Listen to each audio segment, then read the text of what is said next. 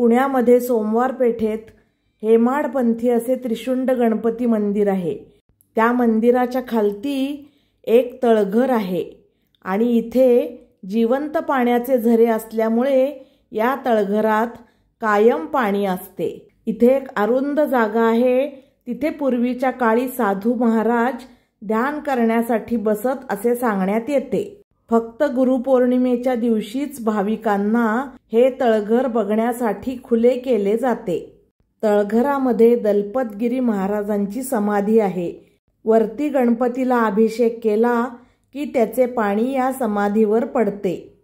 असं हे तळघर असलेलं वैशिष्ट्यपूर्ण मंदिर जर तुम्हाला बघायचं असेल तर नक्की या मंदिराला भेट द्या। पण तळघर बघायचं असेल तर फक्त गुरुपौर्णिमेलाच तुम्हाला बघता येईल।